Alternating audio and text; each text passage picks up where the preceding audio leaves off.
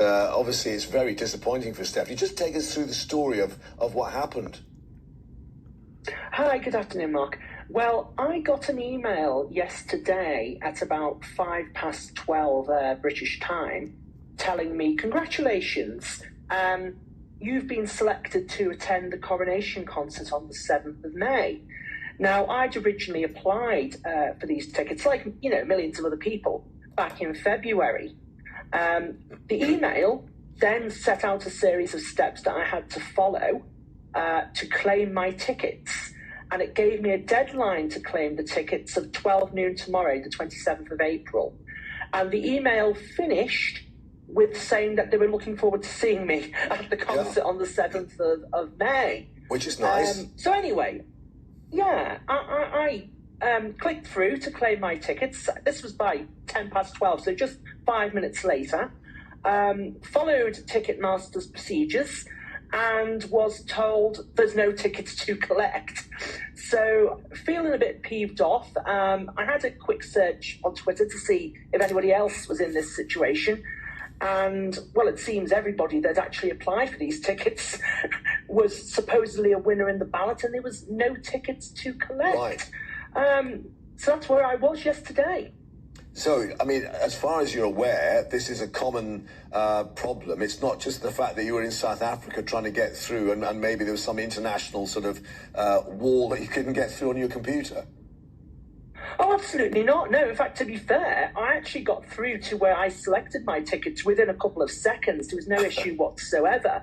What appears to have happened, because I saw the Ticketmaster statement later in the day, is there seems to have been an almighty fiasco. So if we step back to February, when we applied for the tickets, it said a few things. First of all, the ballot would be in late April. You would only be notified if you were successful in the ballot, and you would then have up to 2 weeks to claim the tickets. Now, what actually happened was this.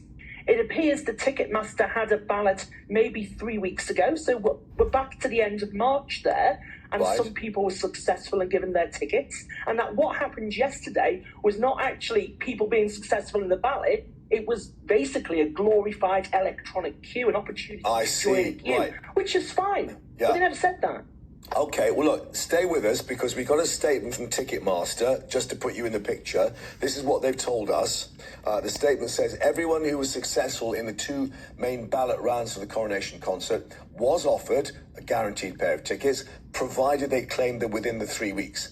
Yesterday, any unclaimed tickets were released on a first-come, first-served basis to those who previously applied to that ballot. These inevitably went very quickly. So, are you happy with that explanation? I read that statement yesterday, and with respect to Ticketmaster, it's nonsense on stilts. If you send out an email saying, congratulations, you've been successful, and you have until 12 noon, 27th April, to claim those tickets, there's a reasonable expectation that there's tickets there with your virtual name on. If it was going to be an opportunity to join a queue, and everybody effectively was involved, that's fine, but just be absolutely upfront with that. Okay. And you know what, Mark? I think...